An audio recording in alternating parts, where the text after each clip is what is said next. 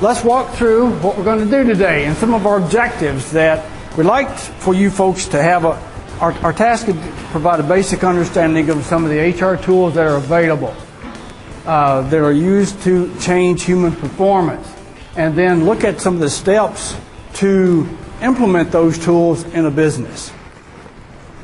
We'll show you some tools, and it's a big toolbox, and eventually we'd like to have you have a better understanding of which tool do I need and how to put that into my business. And here's our agenda today. First off, we'd like to have a group discussion. I want you folks to tell me about some of the challenges that you're facing that center around people management in the barns.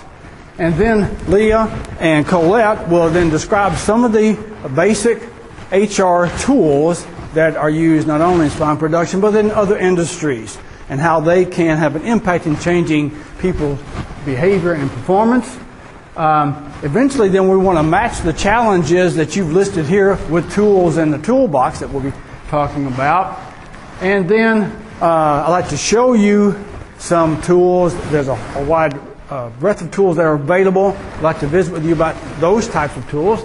And then wrap it up with some discussion on where do we go from here. So, how about if you folks start throwing out what are the challenges that you face in your business that center around people? And we just start throwing some ideas out, and Leah's going to write those on the board. Who wants to offer one first? People challenges. Yes, sir. Language barriers. Language barrier. Oh, yeah. That's the only one? That's the only one. We're in good shape. What else? What else? People challenges. Everybody's doing what you want them to do in the barn. Everybody should be doing it all the time? Here, no. Why no? Getting people to do the same job over again. You tell them one time and explain it to them, the next time they don't seem to remember what you told them. Okay, help me shorten that up. So, like task or training retention, maybe? Okay. We have two issues, training retention and language barrier. Yes, sir. You think them to stay motivated for more than a week or two. Motivation. Motivation? Okay, motivation. To stay more than a week or two. You have to employ or care for a job for your position in the first place. Okay. Actually step up and apply. So, recruiting challenges. What else? We've got recruiting. We have motivation. We have training. We have 4 now. Yes, sir? Benefits. Not having benefits. It's a challenge to get them the benefits or afford the benefits. So afford to provide the benefits. Okay, benefits. Let me break that down and providing cost of benefits. So maybe providing and administering, maybe? Okay. Okay, providing and administering benefits.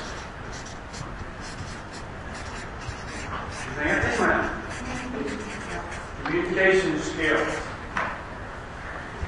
In terms of language or just... You're saying something and they're hearing it different and you're not knowing that they've heard it properly, that they can, you think you're saying it right, you think you come at it from different angles, and you walk away and it's like, that's not what I said. Gone. Okay. So just general... Retention of the job, it's just, are you hearing what I'm saying? Effective communication. Okay. Effective communication. What else? Over now. Retention. Retaining employees. Keeping them there. Retention. Employee retention. What else? This is what I think I mentioned earlier. I put it here, building a team. If you have people with different personalities and capacities and interests. Build a team. Teams. Team building. Well, this suddenly has grown from language barriers. We have them all covered that you like your best right now. Last call. Issue. All right, well, I think we've got a good start. And before we get too deep, a little more background I think would be relevant to the discussion here to give you an idea of who I am, where I'm coming from, my background, and these two ladies up here. I am not an HR person. I have spent most of my time on the production side. I ventured over in this area and training and education, and then became more immersed as I visit with pork producers across the nation. We continue to identify people management issues that need to be addressed. Now, I've been around in the pig business for several years, and there's been a big transition. 25 years ago, somebody that was hired in the barns knew the difference between harrow, barrel, and farrow. Today, they probably don't. So we have a huge knowledge gap and experience in agriculture, so we're bringing people in the barns without experience. And so that presents a lot of challenges, and then we've developed these HR tools hopefully to address those challenges. So anyway, I spent most of my time on production and navigated over. Now these two ladies, they are professional HR folks. Yes. So they can answer questions that I would not touch. Legal, regulatory, well, I'm not going there because I don't have that authority, nor does Pork Board want to take on that responsibility of providing legal advice. But these two ladies can help answer those questions. Yes, folks. And let me apologize right off the bat. If Trudy were here, I'd blame her. I said, Trudy, how many handouts do I need? She said, well, I asked her, 20? With that, she said 20 would be optimistic. Well, as you can see, we have more than 20. So thank you for showing up, and I apologize for not having all of the handouts. We will have these available in electronic, and actually everything here in the room is available online. And we'll show you how to get to that. All right. So I think the next one, we'll turn it over to Colette. All right. Well, thank you. Well, as Jim said, my name is Colette Drager. This is Leah Davis. We are with Workforce Resources. We're an HR and payroll firm, and we focus on the small employer. What we do is our function is to be the expert and provide the day-to-day management for in the HR and payroll area for the small employer, because what we believe is that a small employer should have those same opportunities to have success and have an effective workforce, just like the large employers do that have full departments to help handle those types of things. So that's kind of the philosophy in what we provide for all of our client groups. We are located in Mapleton, Minnesota, just south of Mankato in Brewer County. I will say that I was up here last week for the school board conference. I'm a member of the Maple River School Board. And I fully understand why you don't sit up here, okay? Back there with the gentleman with the yellow hat, that's where I always like to sit, because I'd step into a workshop, listen to it for a few minutes, and decide what I wanted to do, and that was an easy slip out if ever need be. So I'll watch you and see how things are going. That's kind of my feel here, okay? So fully understand that. Leah, you have a few things you wanted to say. As Colette mentioned, we're located in Mapleton, Minnesota. We have sort of a wide range of clients, ranging from manufacturing to just a typical small business. But we've also kind of found our niche with agricultural employers, specifically pork producers. Right now we do the HR and payroll for over 10 sow farms, individual sow farms, and work with various other agricultural groups, whether it's feed elevators and that sort of thing. So we can sort of lock in on some of your real specific ag pork production issues, but can also provide sort of that broad spectrum HR approach too. So yeah, our largest employer is in the Mankato area. They're actually a food manufacturer, and they're nearly 200 employees. Their company is Andrews Kettle Corn, and they've had some tremendous growth, and we've been happy to be a part of that group. A big part of why I mention that is that what we're talking about here is not just common to a hog producer. I think you all know that. It's common to all managers and owners of companies across the board, whether you have 2 employees or you have 50,000 employees. These are common issues. And fundamentally, you approach these types of issues with the same, the same guides. And those types of things include things like effective tools. There are tools that are out there that the state and federal, tools and forms that the state and federal government require of us, but to have easy access to those types of resources. There's also forms and such that the national pork producers have developed for you, and we use regularly in our business that help you to follow through on things. And anything that you do, if the process that you're going to have to participate in is a fairly easy way for you to get that documentation down or to get that note made, you're more apt to follow through on that. The second thing, to me, that's very important to effective HR management is developing those knowledge and skills. And that's exactly why you're all here. To develop knowledge and skills in that HR area so that when it comes to the process that you want to follow, the decisions that you want to make, you've at least got the skills to identify red flags. It's like, this is something that at least I know that I need to either get assistance or based on what I have learned now in my role, I can follow through on and have some confidence in. I will tell you with some of the things that you are mentioning here, depending upon how deep the situation is that you're in, it may be costly to you in the short term, but I'm telling you that overall, if you can put these fundamentals in place, HR is not a bad field to be a part of. Often if I'm in a social environment, you're walking around saying, so what do you do? And I said, I'm in HR. Oh, how can you stay on that job? How can you do those things? Overall, when you have effective structure in place, it's not a bad part of the industry to be a part of because it's very rewarding. Everyone knows what their expectations are, and for example, the clients or the groups of individuals like you will feel like you've got a productive workforce. And another piece of the HR management, which we think is very important, is consistent practice. And we all know how hard that can be. What are we into about 3 weeks of the New Year's resolutions? How were we able to stick with those types of things? Whatever we're putting together from an HR standpoint, it's very important that we have consistent practice. In fact, when you have tools and you have processes together and you don't consistently practice it, you can sometimes be in more trouble than not having anything at all from a legal standpoint. And then the fourth thing is just the idea of you need to have the support of your team, the support of your management to stand behind this philosophy. You need that for consistent management, and you need for them to be open to training and to help you to make this effective team. Do any of you have any questions at all on those four pieces? The effective tools, the knowledge and skills to develop and implement, consistent practice, or support for the philosophy of the program? All right, so what all of these things do is that if you have the structure for a strong HR program, you're going to attract good employees. You're going to be known as an employer that is a place that people want to be.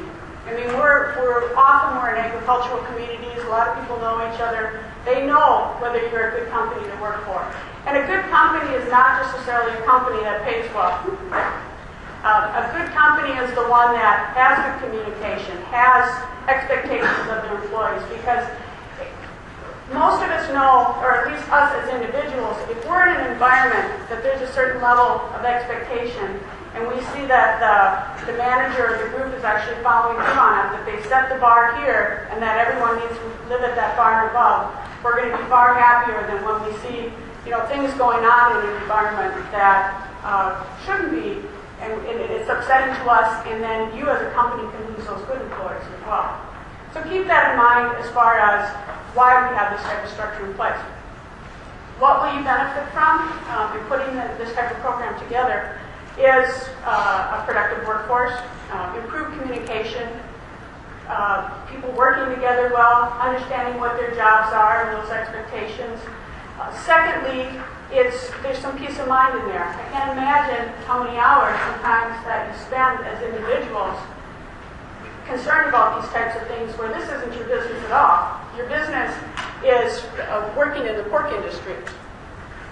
Thirdly, we're in a litigious environment, and it's very important that you protect yourself as a company to reduce the risk of claims that can be placed against you, whether it be for a wrongful termination or for many other reasons. And these are not inexpensive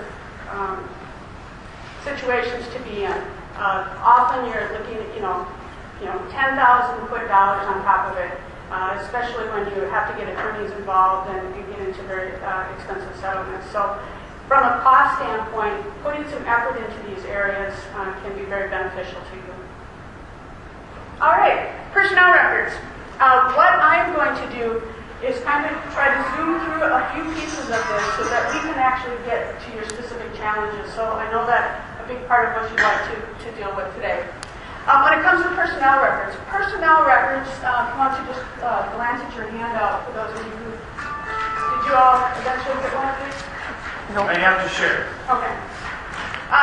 When it comes to personnel records, what personnel records are a means of organization. It's the history that you keep on each and every employee that you have. It also is a very good record of the training that you've provided that individual, as well as the actions that you've taken. So it's a very good record. What that will help you to do is, number one, it helps you be organized and efficient so HR doesn't consume everything you do. So if you say you have an unemployment claim from a former employee, you pull that person's file, you pull they gave you a resignation, pull that out, send it in with unemployment, and you won't be charged for that. Because so many of us with unemployment claims, are paying things that we really, just because we didn't have the time to do it, or we didn't get around to it, or we couldn't find certain forms. That's just one example. But we maintain personnel records on all employees. Now, if you've ever read things about personnel records and why we ask you to put them in multiple files, we ask that we put like general personnel information, hiring records, training records, performance records, termination records, and at the bottom of the handout. I think that might be on the next slide. Maybe? I'll cover that in a second then. Those are the types of things that we want in the general record. And there are records that we want in medical files. We want an I-9 file. We want time records. We want to keep some of these types of things separate. And the reason that we do that is because there are various agencies that have a right to look at your records at times. But in general, you want that agency to only be able to review those pieces that are specific to that group. I know, Leah, you spoke about I-9s, and it's important to keep those separate. Yeah, I know. I would hope that most of you are familiar with the I-9 form. It's the authorization to work in the U.S. that you must get from every employee within the first couple days that they start work. That form, they're really coming down hard on that form. So if I could really push for you as employers to be real careful about one piece of that new hire information, it's getting that I-9 completed immediately upon hire and making sure it's completed accurately. Some common mistakes include, typically you need 2 forms of ID on file, filed with the signed authorization by the employee. A couple things to remember. Those have to be qualifying IDs. I can't tell you how many times I go in the file and I see a driver's license and a school ID. They don't qualify. So make sure you're reading the form, the instructions are on there, that you're getting qualifying IDs. Second part is that it's being completed correctly. It seems pretty minor that maybe you didn't check, the employee didn't check a box. I think there's 4 boxes that they need to pick one and check. Per I-9, that's a $600 fine if they come in and find an I-9. If you have everything else done, if that box isn't checked and clearly readable, $600, no questions asked. If you've got 50 employees and not a single one of them has it filled out correctly, you're looking at some major fines there. And then in addition, that as an employer, you're filling out the bottom section authorizing that you viewed the IDs and you're signing off on it. So just that one piece, if I can push for one thing, would be to make sure you're on top of those I-9 forms. So I-9 should be kept in a separate file. Another piece that should be separate would be any of your OSHA records, your safety records, any training records related to that, any type of injury reports. Again, because OSHA can come in and audit that, And it's not necessary for them to look through all of your other personnel records, including your I-9s as a part of that process. So if you're ever reading materials and you're wondering why does it have to be separated as they suggest, I mean, it is just a suggestion, but the reason they ask you to do that is just for protection for yourself. Other information related to personnel records that we would just like to point out is that all of this information is confidential. It's confidential between you as the employer and the employee, so they should be under lock and key. The employee does have a right to view that information. Often in our handbooks we'll state things like, if you provide me a written statement to view your personnel record, we will provide that to you in 7 days. So that's the basis related to confidentiality. And then the other thing that we often get asked is how long do we have to keep these records? Well, depending upon the new laws that come out on a regular basis, we're suggesting now that you do keep them for the lifetime of the business. Because there's a number of laws out there. You can electronically store those documents, but we do suggest that current and terminated employees be kept for the lifetime of the business. Now, another area that we work with is the employee, or that we suggest working with is the employee handbook. It is not a document that's required by law, but a lot of companies use an employee handbook to outline job expectations. It's something, job expectations as well as company expectations, not only for the employee, but as to what the employer is going to provide back. As far as the handbook itself, I mean, it's going to vary. I mean, there is a template for you from the National Court Board. However, it's going to vary by state. It's going to vary by the size of your company, and it may vary. Obviously, it's going to have all of your internal procedures in there as well. Additional types of things from an internal standpoint would be things like your company goals and philosophy, your working hours. There may be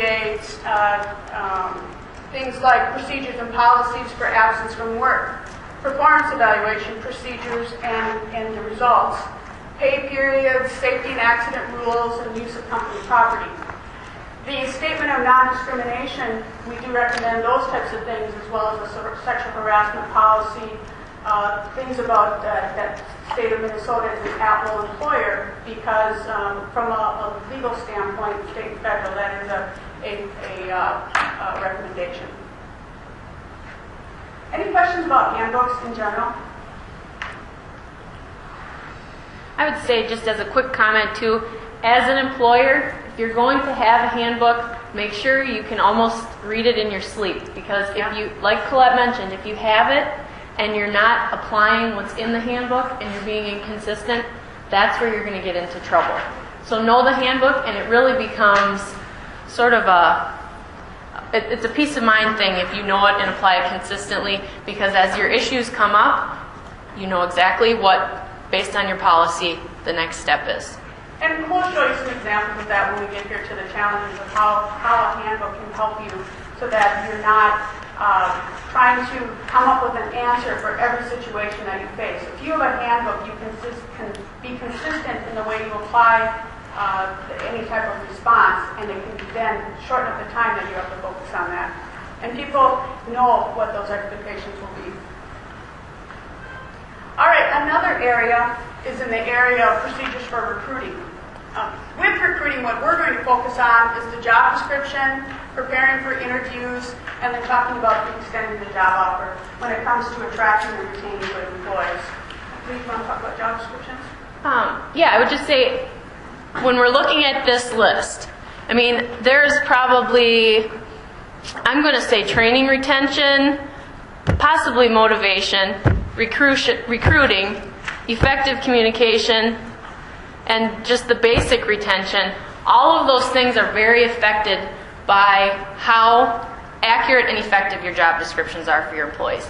People hate job descriptions. They're tedious to write.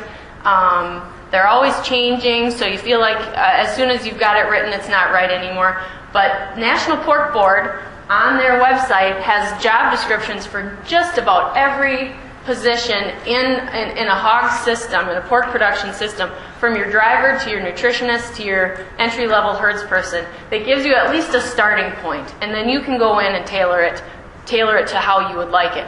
But really, in terms of hiring, making sure you can hand that applicant a job description, especially now when we're hiring people that maybe are not familiar with pork production or even agriculture for that matter, to be able to set that job description in front of them. They know from the very start of that interview what that job entails, what the expectations will be, in a lot of cases what the work environment looks like, what the physical requirements are. If you can get those things out of the way from the start, you're kind of already getting yourself over some of those hurdles. And then on down the road, if you're keeping those job descriptions current, you're reviewing them regularly with your employees, and you're evaluating their performance based on those job descriptions. You've set very clear expectations for your employees. They know where the bar is. They know what they need to do to get there. They know what your expectations are. In a lot of cases, if you're having training problems, if you're having motivation issues, it's because employees don't know where they are, where they're supposed to be, what the expectations are. The job description really ties a lot of that up. So in the recruitment process, so say you're trying to attract new employees to your company. The job description there's a lot more to that recruitment process than trying to find that right person. Interviewing a dozen people. What I would rather do when I am interviewing is make sure that I have my job description in place, that I'm looking for core traits, and that I screen multiple applicants until I find a few people that I might want to interview. In preparing for the interviews, if I have my job description in place, the next thing I want to do is look at what type of person am I looking for here? What types of core traits are going to be important to this job? What type of experience might I need? What type of skills, what types of education will be key to this? If it's important that you to be in a job to be able to communicate quite effectively in the English language, then that has to be something you're very, very clear about in your posting and as you screen applicants, that you find those types of individuals. So prepare for those interviews, because when you actually do sit down with the people, it's so easy to get tied into someone who's likable, someone who has a nice smile, or they came in looking clean cut, and you start getting into a conversation and lose track as to, you're really looking for someone with some good skills here. You're looking for someone who's going to be able to do the job. So it's important. Do I need a good communicator? If I don't need a good communicator, I may be looking, I may be losing out on a good qualified candidate if I'm won over by someone who can just talk about the weather. Additionally, in preparing for interviews, what we like to do is really focus on the interview questions. We do ask all of the managers that we work with to use consistent questions, and that will help them to stay on track. It will also help them, again, to identify the right type of person. And the format that we like to use is ask some general questions to start out with. Tell us about yourself, so you can learn a lot about, again, the communication is important. You learn a lot about their openness, their honesty, their ability to relate with individuals. Then we take a section in the middle and we talk a lot about skills. So if you're looking for an experienced person, talk about specifics. Here's my scenario. How have you handled it in the past? And then they'll answer. And if they really know what they're talking about, you should be able to ask a sub-question, and they should be able to answer that confidently as well. So use that middle section to really get to the heart of the type of work that you're going to have them doing. And then what we like to do is follow up then with more things about teamwork. What type of learner are you? Tell us about conflict, things like that. So questions that kind of hit, we try to segment everything out so that we can then, after the interview, say, okay, this is how they responded to this question. Do we think they are fitting for this particular trait? The other thing with interviews that we do like is that often we don't use just the one individual. We try to have a couple of people so that afterwards we schedule them so that there's 15 minutes in there for just to talk about, okay, are they developing this trait? Do they think they would fit into our culture? Do we think that based on our checklist, at the end of the day, after we've interviewed 10 people, that we've got some good candidates and we're basing that more on the skills that we're looking for, that this person's going to be a good fit, over that they had a nice smile, or I think they're married to my second cousin, such and such, things like that. And then this third part I just wanted to talk about was extending the job offer, and some of that goes back to the background check. I think it's very important in the agricultural business as we are in, that it used to be that often we would be able to hire family members, or we'd hire somebody that somebody was a friend of a friend, and so we could vouch for their honesty, that they were local people, so we knew that they didn't have a record in such and such area. We do think it's very important now that you do conduct background checks, and depending upon the level of employee that you're looking for, there are resources out there now, links that you can go to that are free. It's like a Minnesota courts website. You go there, as long as you have that person's consent as well as their birthday, you'll be able to very quickly know what type of activity they've had from a court level. And we do suggest you doing that, because even the best of us can get sometimes it's like you just can't believe what you're going to come up with. And it's important because you have men and women working together at your sites. Often they're independent. A lot of you have biosecurity where there are showers and those types of things. So you do have to have those concerns. So we do suggest you that you do the background check. And again, for the most part, with our HERDS people, that check is free. So please do that. With accountants and other types of positions, we do suggest that you pay for a service to do a national search and do something more extensively. Some groups do work with E-Verify now. There are some requirements for some companies to do that. However, it's not across the board yet through the ag industry. The other thing that we ask when we are offering a job to someone is that we say it's contingent on a successful background check. It's contingent on that you produce your identifications to show us that you are eligible to work in the United States, and you must do that within 48 hours. If the position, at any point you will have them driving a company vehicle, you should ask that they have a valid driver's license and make sure that you have that. If there's any special certifications, forklift, whatever it might be, just make sure you have that in your hands before. So you can make the job offer, but just say it's all contingent on receiving these types of things. If you do not get those things, then the job offer is off the table. Any questions about any of those things? What? Oh, go ahead. Yeah. How important is it to get the identification knowingly that these guys live in the area, they've lived there their whole lives? Is that, some of these guys that actually feel offended if you ask them something like that, if you just do it? Your answer is, by law, immigration control can come in at any time, and it doesn't care if you're my brother. I have to have it on file.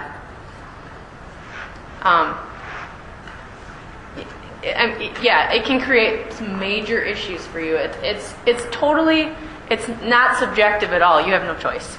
That's kind of what I was going back to HR fundamentals. The consistent practice is absolutely key here. As far as, it's a matter of you're related to me and I know that you're legal in the United States. I'm not so sure about you, so I'm going to make you do the form. Those types of things could get you in tremendous hot water, and that can be applied with a lot of the procedures that we talk about. So either an all or none from that standpoint, and we suggest the all because of the penalties that they're starting to apply. Colette, can you quickly speak to, there are some regulations regarding doing the background check. Do you have to make the offer before you do the background check? Yes. You have to have the employee's consent to do the background check. or to do optimally to do a reference check as well. I mean, if it's a friend of a friend, that's a different story, but we do suggest that you either have something in writing, using a, what's it called, disclosure form, or as part of the offer saying, may we do this background check as part of the job offer. And if they say no, even if you think this is the strongest candidate you have, you're going to have to back up because potentially it's going to provide problems for you. And it's important that in the process of recruitment that you know that you have to be patient, you have to take time, and sometimes you need to sit down with your employees and say, I could just keep bringing somebody in here. If somebody walks in the door, I can get you another body. But in the end, that's not the way to do it. It's very costly. Your other employers are going to start feeling like, I'm not valued here. I'm working too hard for a long period of time. I think they would be far more open to, if you sat down with them and said, let's be patient, we're going to get the right person in here, that they'll work some additional overtime, whatever it might be, until you get that person in, and they can feel confident that they've got a stretch in there that things are going to go very well.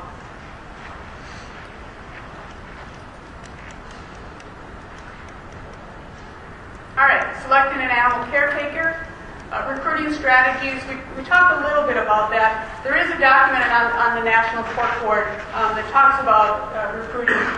Often we think about the best way to do it is just putting an ad in the local newspaper. We often don't use that approach anymore. We look a lot more at networking, getting out there, using online websites. We talk with the FFA groups, we talk with the colleges. We focus on a lot of other areas to try to find the best person for us. And then with candidate selection, I talked a little bit about that as well, with investigation and background checks. So, and I spoke to this a little bit too as far as selection standards. Know what you're looking for so that when you are sitting down with someone, say, oh, they're good enough. Or, again, I like their smile, whatever it might be. Know what you're looking for and don't settle for less. You need to start somewhere. With some of these issues that you're facing, some of it is that you've got some good employees, you've got some bad employees. Start bringing in more good employees so that you hold on to the good ones, and in the end, you'll have a far more productive workforce. Of course, I talked about support. It's very important that you have that support to for example, when it comes to the animal welfare policy, we often put one of those in our employee handbooks. With animal welfare, if you have a policy in your handbook that says that you do not tolerate any type of abuse of your animals, and you outline what that is, and it happens, what do you need to do? You need to take action, because the other employers are watching you. You're legally, in some cases, obligated to do that. So if you got it, you have to do what you say you're going to do, regardless of who the offender is. Yeah. All right. Orientations. Orientation is not just an hour class. An orientation is something that you should extend for 60 to 90 days, and then continue that training in the management of performance.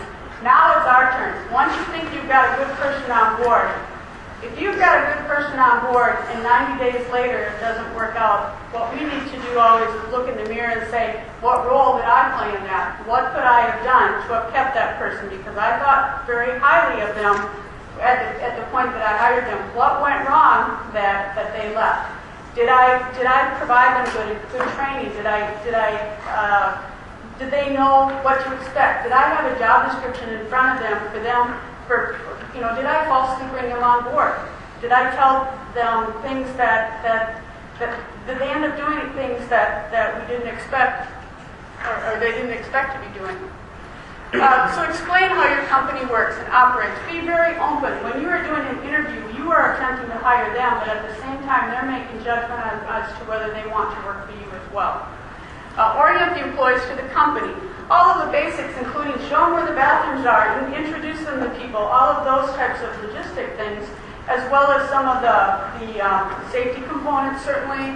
All of the, if there's a tornado, where you're going to send me, things like that. They appreciate those things. Orient the employees to the job expectations. If an employee knows what you expect of them, they're going to try to live up to that standard. Very often, and the people and the managers that we counsel, they say, I need to let this person go. It's like, well, why do you need to let them go? Well, because they can't do this, this, and this. Well, have they been shown? Have they demonstrated for you that they can or can't do the job? What are the issues surrounding that? Orient the employee to compensation. We all want a paycheck. Make sure that you're very solid in that area. And then orient the employee to the staff. Managing performance. Again, this is our role. If we bring on good people, it's our job to hold on to them, to retain the good people. And that is done with a lot of training. It's training and more training. Not only of the employees, but of individuals like yourself that are out there managing this team. And then utilize progressive discipline. Progressive discipline is a process of, we have our expectations, we have them outlined for you. If you are not meeting those expectations, initially you might say, just tap them on the shoulder and say, you're not doing that correctly. This is a better way to do it. And then you document it, but you don't need a signature or anything from them. You just have record of that. It happens again. You may tap them on the shoulder again and say, really, I need you to do it this way. Let's make sure we understand each other. If you have to go farther than that, then you want to start having a sit down and saying, okay, here's the situation. Here's the situation. So this is the problem. This is what we need to do to resolve this problem. You need to do it by such and such a date. And if you aren't able to make that change in such and such a date, we're going to review this again, or depending upon the situation, could result in a suspension or termination or whatever it might be. So again, with those individuals who are not meeting expectations as part of managing their performance, helping them to rise to the level, to that bar that we're all trying to set, it's important that you do progressive discipline. It's important for that employee because they perhaps can change. We see it many times that those that were struggling to begin with can be top performers. But it's also very important for retaining the other employees to see that, hey, I'm doing it. I want to make sure that I've got a competent team around me to help me get that done as well. All right? Thank you. On-job training programs. I've spent a fair amount of time working in these areas, and this has grown to be a very important aspect. For how many years?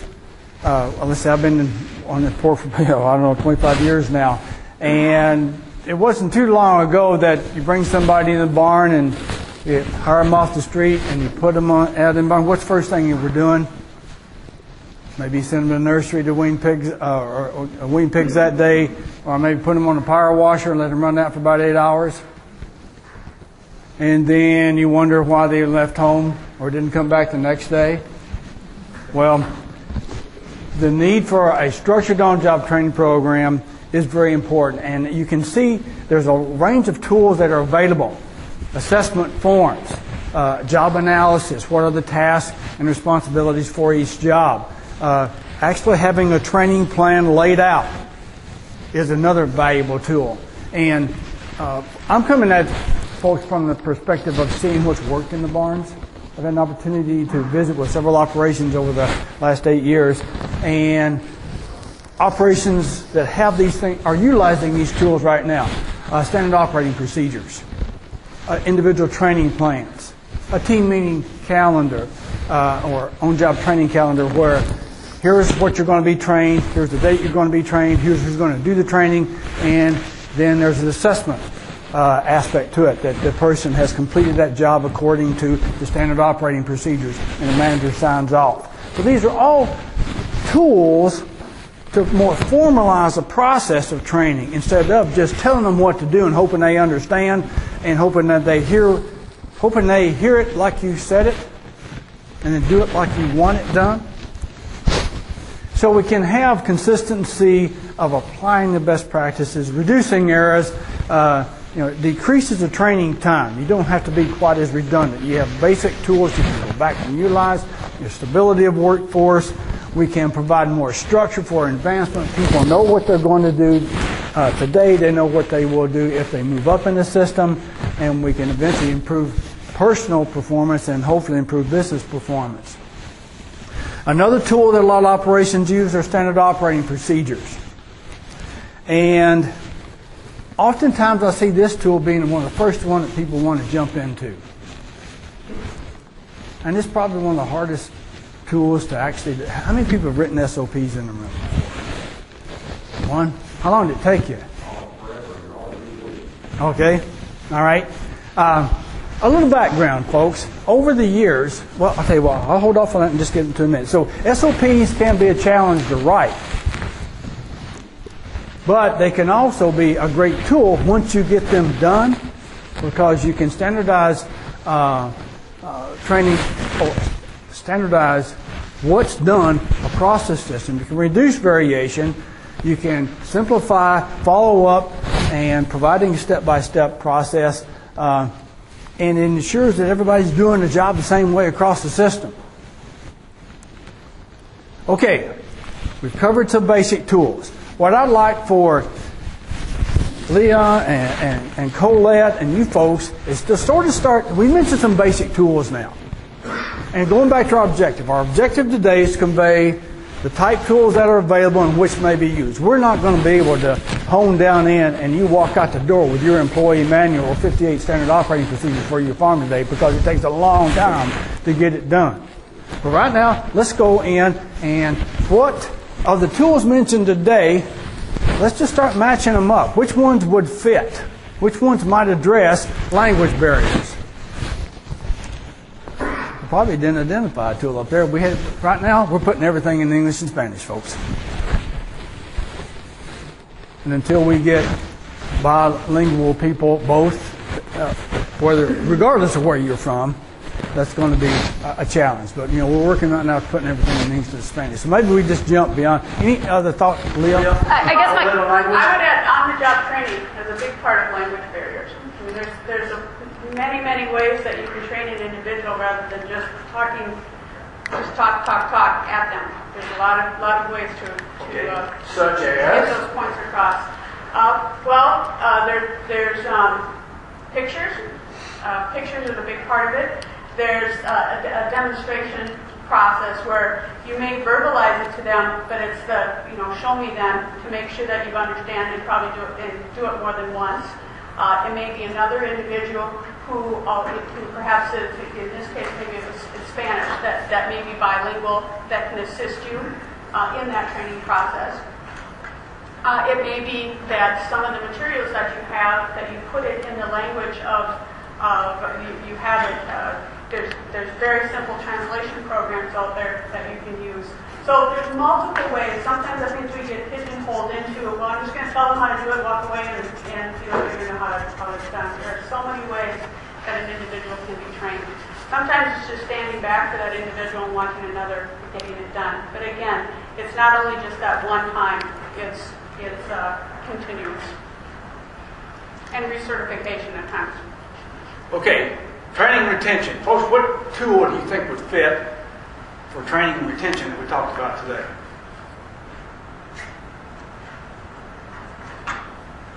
Your reviews. Yes, ma'am. Your reviews and your follow-ups and making a list of what you want to train them in. Okay. You have a calendar, check off that you accomplished that task. Okay, so maybe those on-job training tools. Okay, more formal on-job training programs where you have forms that can be utilized for review and tasks identified. All right, good. What else? I'm going to defer up here. You ladies. I would add if it's some of the initial training, it would be in the orientation, making sure that you've actually covered that. Sometimes you bring them on board and you're in such a hurry. You provide those basics, and there's really a whole list of things that you forgot. So we do encourage you to have a checklist and make sure that you actually did cover that material. Along with training retention, I would also point to the job description and managing performance. What we suggest is in any type of performance evaluation and managing performance, that if you've taken the time to write that description and that's a step-by-step of what their job is going to be, why not put to the right side of it a ratings list and say, hey,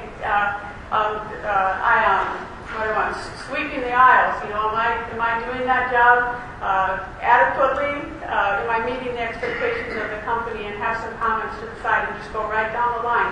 You put the effort into that job description, that's perfect. They know exactly what their responsibilities are, and that's what you're going to evaluate them again. And with that, it doesn't have to be an annual thing. We'd actually suggest you do it on a regular basis. And if we at the end of orientation or at any point in time where you feel that, you know, maybe it's rather than moving into progressive discipline, it's going back and making sure that they're trained properly. You need to put all the effort into these individuals because it is so costly. Turnover is very expensive when you think of the time that you put into all of the ads and the interviews and the searches and the managers have put all this time into training the individuals, the overtime that the other people put in and that you're paying for while they were waiting for you to get this right person. Don't give up on them. Don't give up on, I mean, I'm not saying don't ever, but don't give up on them the first thing and just try to find somebody else because likely you can get them to turn around. In terms of motivation, again, I'm going to tack a lot of that on the employee knowing their expectations. There are some employers that think, you know, the hourly rate of pay is motivation. And I would, from what we see, I would beg to differ. I think if you've got a good team, if employees can see that there's room for advancement, that they have opportunity, that they're appreciated, if they know what they're doing, how it affects the company, and why it's important. That's another big hurdle for some employees. Once they get over that, you know, that hump and they're sort of settled into their training, if they understand that what they're doing, what the end game is here, and how, you know, even just giving the shots or you know, sleeving us out, if they understand how that affects the bottom line and the impact that they're having, that says a lot to motivation. So it's knowing their expectations and I would also add to motivation that people enjoy working for a company that they know others would like to be working for. I mean, so there's motivation in working for a solid company and wanting to be a part of that. There's also motivation in enjoying coming to work every day. You know, and that's part of our responsibilities as the company as well. In that we have other quality individuals surrounding this good person, you know, to be able to sit down and break and have a good time with. To know that there's good communication within the group, and that again, I back up, and I appreciate structure, but to know what those expectations are, to know that from day to day, you know, there's going to be good communication, there's going to be good teamwork, and if people can't live up to that bar, then there's going to be some changes. So, Leah, Colette, motivation. I want to have a tool, a tool to use. So what would you, I think we listed some examples. One, Leah, you mentioned earlier that job description will probably go back into there again. I would add every single tool out there.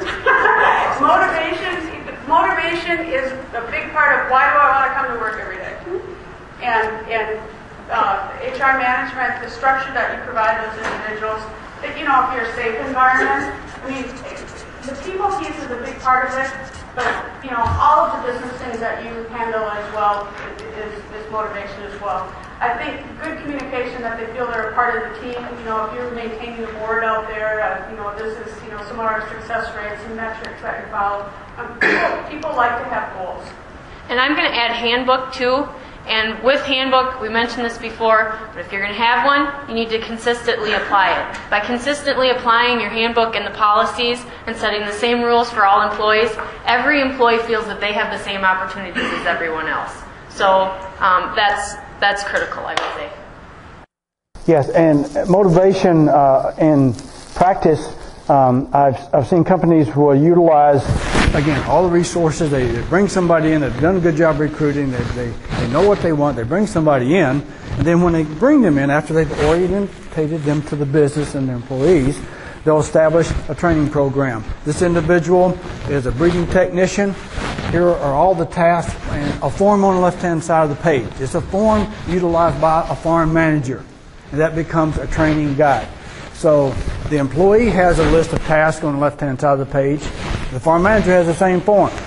And then there's a training schedule that's listed, person who will do the training, and then, as Colette mentioned, an evaluation section. And we have, the example we use is a competency level 1, 2, and 3. Level 1 person cannot do the job according to operating procedures unless supervised.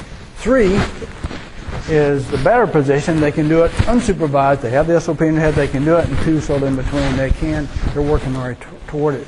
But that becomes a reference that once all the boxes are checked and everybody and all tasks are related to 3, then that gets built into a benefits program that, okay, when you do all these tasks, you're eligible for a 25 or 50% bump increase in wage. But having that on the front side, when a person comes into your business and they can see, wow, if I do these tasks, I can get more money, I can be rewarded. If I do these tasks, I may be eligible to be cross-trained or go over into another area. Again, money is not the sole motivation. Cross-training, additional responsibilities, taking leadership responsibilities. If you build that into that training plan, then people will be more motivated to follow that plan and stay with you. I would add to that motivation is know what your employees' goals are, what their individual goals are. We always set company goals, but know what their individual goals are so that you can help them reach those goals in whether it be in a higher position, like trained to run some of the various controls, whatever it might be. It might be small or large. It might be a personal goal. But if you take some interest in that individual, they're going to feel some responsibility and accountability back to you. Recruiting. We're doing a little too much talking up here. Maybe we get these folks talking in the room. Of the tools that Leah and Colette discussed, what would fit in the area to help improve your recruiting strategies? If you had something in your toolbox, what would it be? Job descriptions. Does everybody have job descriptions for written up that you can hand somebody? How do I phrase that without putting somebody on the spot? I did see a couple of heads shake no. What else? Recruiting. Job descriptions.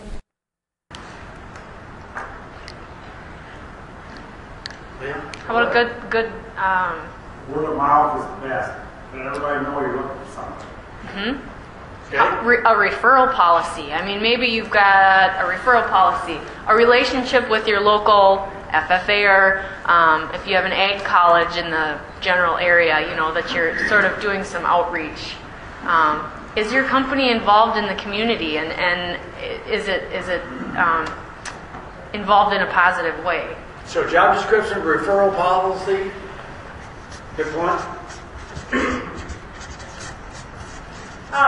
If you have I know this isn't so much a school, but if you feel you have a strong quality workforce and the culture is good and you want to maintain that, one thing you should consider when it comes to recruitment would be to start asking your employees who, do you know of individuals that would like to work at this company, in a similar position.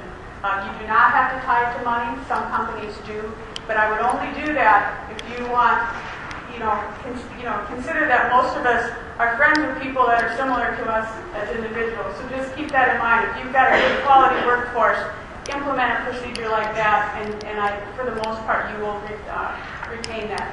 Now, however, if you hire friends, if you hire relatives of these individuals, it will be very important that you have a strong handbook and that you do consistently apply any types of actions with that.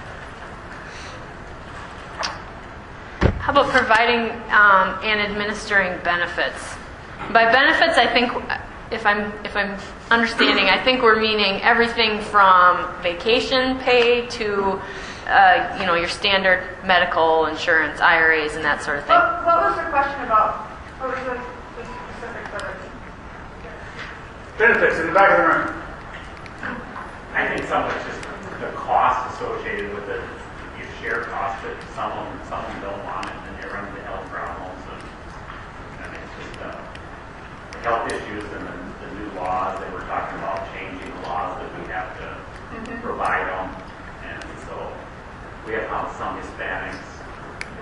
They're all legal, but you know. Oh, good for you. You know, it's just an issue with benefits, and somebody gets sick, they go to the doctor, increasingly on medical bills, and so I mean it's.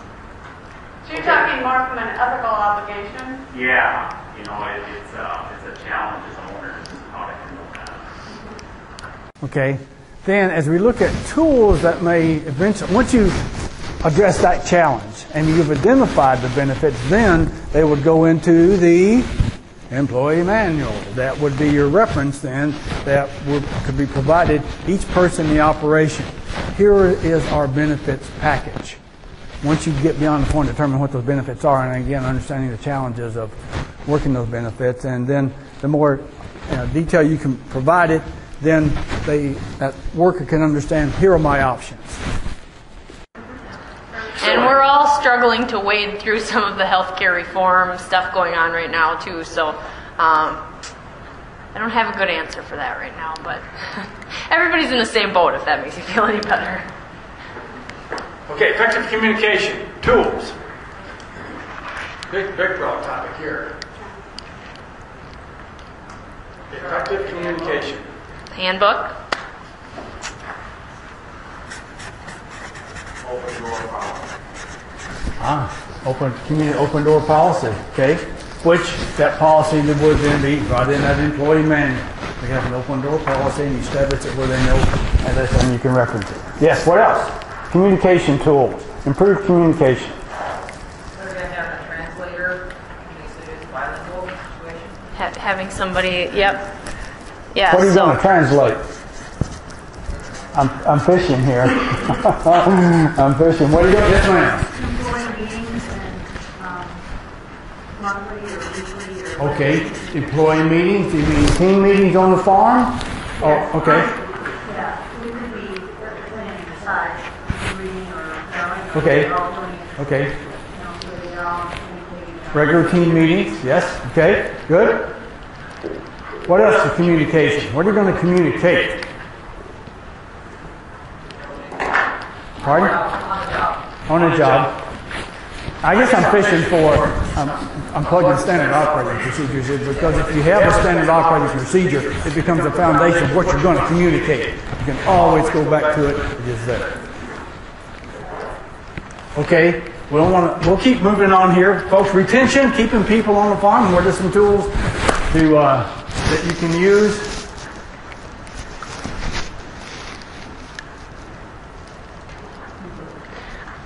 Yes, sir. I think for us it's owner interaction and optimism of the owners and being motivated. Whew. That is not a tool in my toolbox. I cannot get you motivated.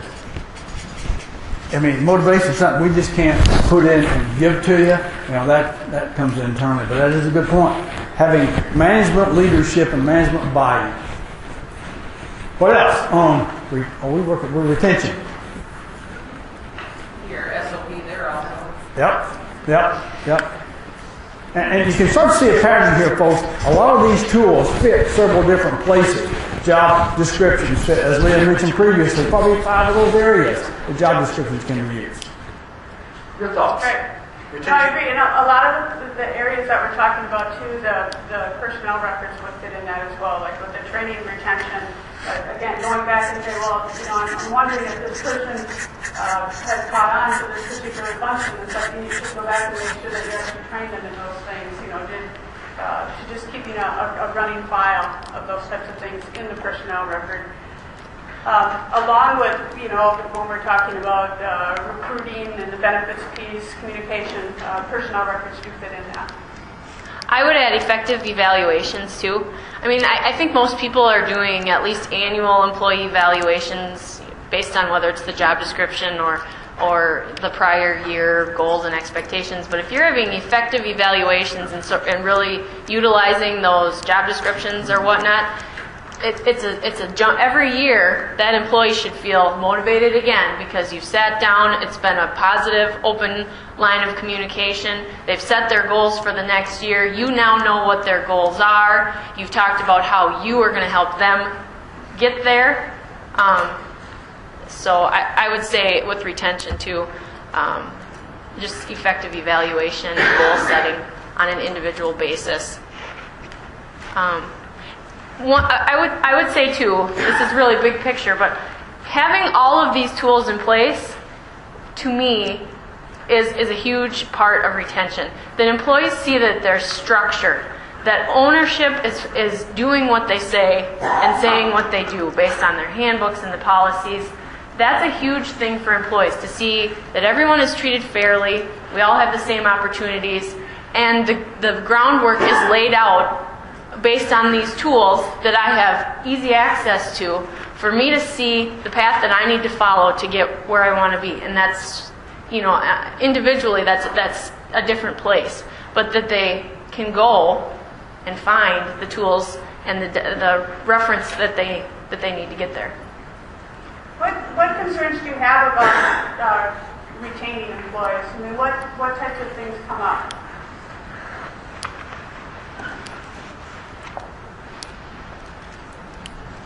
Other than nobody's there?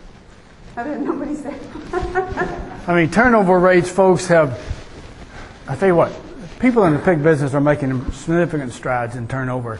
8 years ago, I was in an operation in a region of the country that was, I won't even go that far. Let me just put it this way. It was a pretty good size operation, a few hundred employees, and their turnover rate on the frontline workforce was 112%.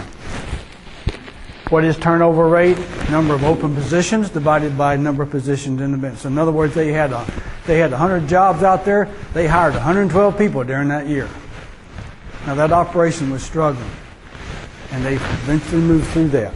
Today, we're trying to get a handle on turnover rates, and all I have is anecdotal evidence. We talk with people, we hear, but we don't have a national survey, which hopefully we're going to be able to get some more comprehensive data from an industry survey on turnover rates. But I hear some of the operations, even some big operations that are running 18, 22% turnover rate on frontline workforce. 32, 35, it seems to be a figure that I hear frequently, which is still pretty high. But we're getting more. It beats 112. Beats 112. I asked that question because there's a couple things that come to mind when I think of the groups that we work with. Sometimes what we've been facing lately with retention is that we've given people who, because of the unemployment rate as it is, we've hired inexperienced people or people who are not familiar with the agricultural field. And then we take them into an environment where we've got 2,000 sows, and within a week or two they just decide, this isn't the place for me. Are any of you facing those types of things where it's inexperience or they haven't had exposure to agriculture that is really creating they've got good core traits. They really think that they could do this job if we train them properly, but it's just not for them. Does that occur in your process at all? Secondly is competitive pay. Sometimes, in the industry of agriculture, the people that we employ are very capable of working in other fields other than agriculture, and we do struggle with some of that in recent times. That's why many of the other things that we talk about become more and more important, because people do stay for more than just pay. If they've got good communication, if they enjoy their co-workers, all of those types of things do play an important part. And I'd like to follow up on Colette's comment about that person coming in a job just not being acclimated to. And eventually we're going to start rolling into tools that are available for us. And here's the example, I don't want to forget it, is that on our website we call it a swine caretaker. And we have operations that utilize this tool. It's basically a description of job responsibilities in the pig barn. Very basic. It's designed for somebody who's coming into the pig industry. They have no knowledge of raising pigs, but here's what you're getting into. And operations are utilizing that as an orientation tool, where they can convey, here's the job in the pig barn. And farrowing, for example, there's one section that we show sleeving sows. So what happens is somebody sees that in the first 20 minutes of the interview, They may decide, that's not for me, then they move on. So orientation, providing a good upfront understanding of the expectations and what they're going to be getting to is a good tool. And then there are tools out there available to do that. Okay, last one, team building here. And we're starting to get redundant. Can we say everything up above fits into team building here? SOPs, communication tools, recruiting tools, getting the right person in. And I would add, too, the person who talked about effective meetings. I mean, that's a part of it. It's part of communication.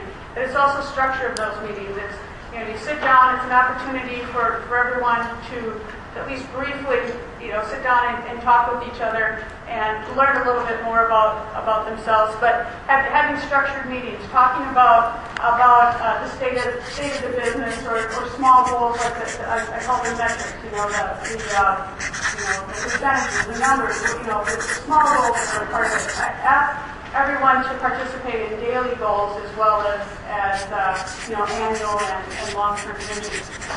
Have that a portion of the job, and always have a portion of your meetings where you ask for feedback.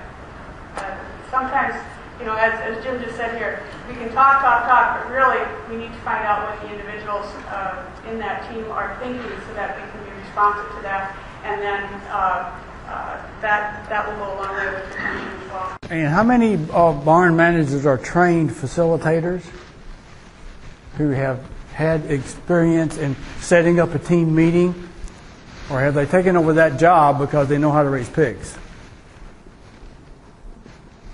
Frequently we see the latter, that positions are filled, managing a sow farm, communication skills, people management skills have not been part of that individual development, and so therefore providing training to that individual on how to conduct a team meeting is important also.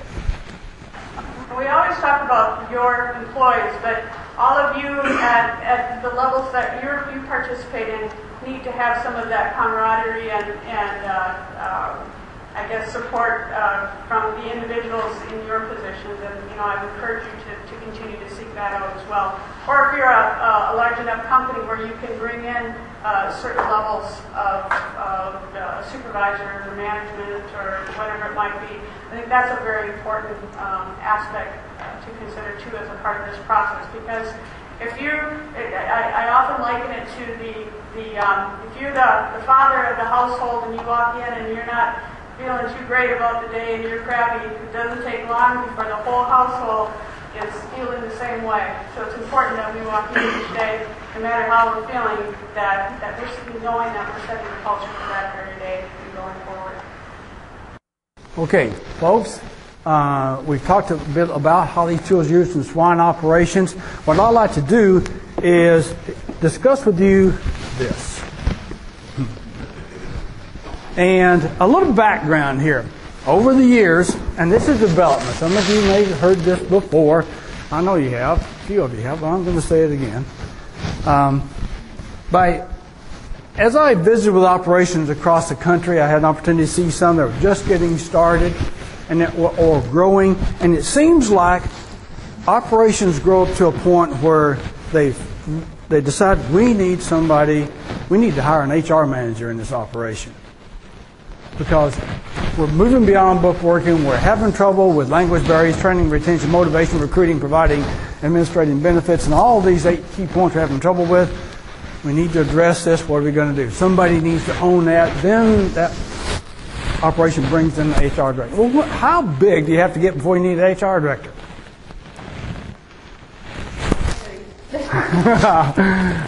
I've seen operations. I had one operation. They have 103 employees, run about 30,000 sows. I said, we're reaching that point. We're wondering if we need to bring one in. I think, boy, you passed that point a long time ago.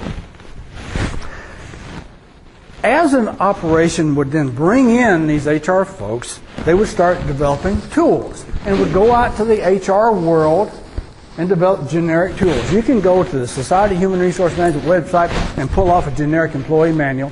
You can pull off a generic orientation program. And then they would adapt it to their operation. They would take that basic resource and they would adapt it to their operation. We would see operations go out and develop standard operating procedures. And they would spend hours and days and months and even years developing operating procedures for the business. And those folks I visited with would share those with me. I got to see them. They'd open up their standard operating procedures. And if you laid them side by side, sleep in the cell, operating procedure, there was a lot of commonality between North Carolina SOPs and Iowa SOPs and Texas SOPs. So what we found and saw was that producers, as they were growing, they would make the efforts to adapt these HR resources, and they were just recreating the wheel. So leadership at Port Board decided that it would be a good investment in port checkoff resources if we took some of the heavy lifting off of that effort. Because standard operating procedures, a lot of people see a value in them, but it takes a lot of time and effort to develop them. So many producers would perceive that cost and time of development does not offset the benefits I'm going to receive. So we made those operating procedures. So what we've done, folks, is put together a comprehensive set of human resource management tools and what we call our employee care toolkit. And due to some technical difficulties, we were having internet access challenges here, folks. Everything is available online. And what I'd like to do is, a few handouts are floating around the room. I'd just like to give you an overview of what's in here and then share with you some ideas on how to implement these tools. We broke this down into 4 areas. Those that have it, it's a flip chart. Sorry, folks. I wish we had them all. Let me just describe them. We broke it down into 4 general areas. There's an HR starter kit. And folks, it's got every form in it. It has orientation manuals, policy procedures manuals. We have employee manuals. Every single template is there, plus an instruction guide on how to use it. Your orientation program. We have an orientation template in there that can be adapted. We have an orientation guide. Do this, this, this, this, and this. Basically, we put together a user guide for an HR program for those of you who don't have HR people in your business, that you can take these resources and adapt them. So we have 4 areas here. Human Resource Department Starter Kit. Then we have an on-job training program, which has job descriptions. We have individual training plans. There are resources in there on how to conduct a team meeting. There are resources in there on how to train a farm manager to train another person. So we have those structured in tools. Then we have 58 standard operating procedures in the toolkit. And each standard operating procedure contains the generic components that are common across the industry. They are designed for you then to take these resources, and we've written probably 80-85%, work with your vet, work with your management team to tweak it for your operation, adding specific guidelines, rules, whatever you want to do. They're all Word documents, folks. You take them and you can adapt them. There's a disclaimer on the front side, though, is that once you get them, we don't lay claim to those anymore because they're yours. Because you can utilize them in your operation, but we don't lay claim to them. But again, they're very customizable. There's a Word document, cut, delete. All we want you to do is recognize that your port checkoff dollars are utilized to help develop those resources where you can better manage those people. So we have standard operating procedures, and there's another component, managing people workshops. We have 8 individual workshops, communication, how to conduct a performance appraisal, and these are farm manager training. They're people skill training resources for managers, how to communicate effectively, performance appraisals, on-job training, legal aspects. There are 8 topics there that can be, they're about 45 to 50-minute training sessions. So if you bring your managers in, you can pull the resource out, the PowerPoint presentation. We've got scenarios in there. We designed those targeting people who don't like to be PowerPointed to death. And so basically we put together scenarios. We went out to barns and we tried to depict typical situations. You know, Joe stole my smokes and I'm mad at him, so they're fighting out in the barns. What do you do? How do you resolve it?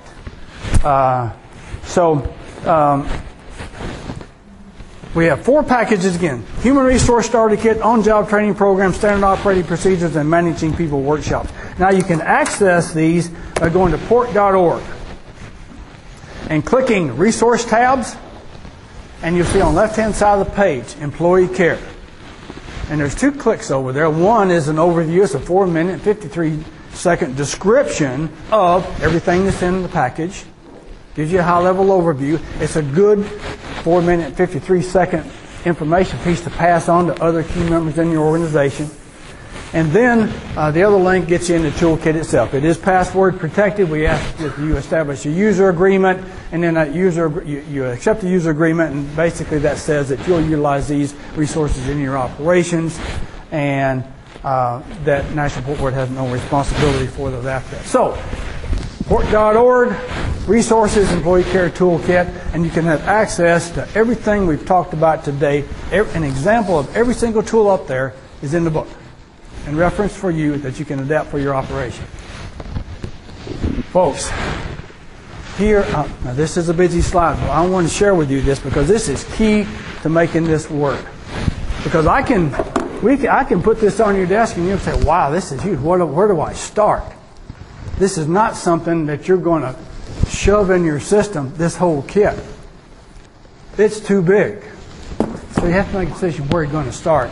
And folks, this is a decision model up here that we utilize at Support Board and that many businesses utilize to determine what they're going to do. And I apologize for the left-hand side of the screen not quite showing up. But basically, you sit down, whether it be, if you're the sole decision maker, then you need to think through this. If you're not, then bring those decision makers together and work your way through this process where you look at the business performance and how people performance tied to it. What are my business goals and how do people impact my business goals? Then you look at performance analysis. Where am I at today? My people are at this level today, but I want them at this level tomorrow. You look at a performance gap. Then the next thing is, what is the cause of the gap? Is it training and retention? Is it motivation? Do I have a gap in recruiting? What are my gaps? What are the causes of my gaps? You've identified a gap. Now you've identified a cause. And then once you can identify the cause, we call it intervention in the training world, you can go pick out the tool that you're going to use to help close the gaps.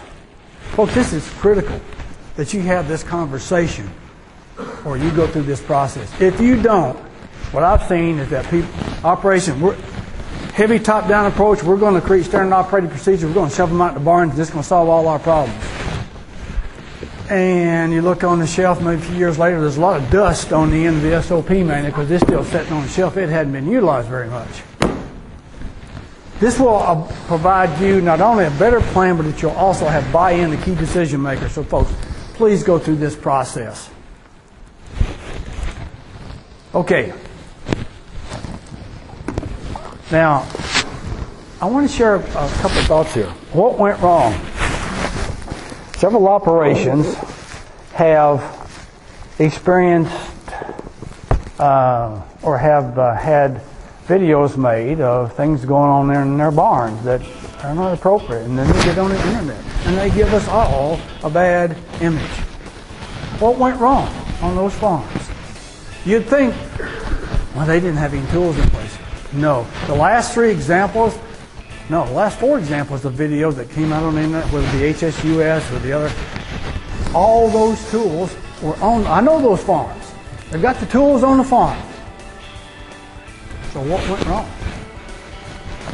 We had a toolbox of what went wrong. And I want to close with this, is that tools have no value, folks, unless you use them. And then creating this right barn culture is on your own shoulders, on the management team shoulders. You have to lead by example. You have to use the tools. If you don't know how to use the tools, you have to learn how to use the tool.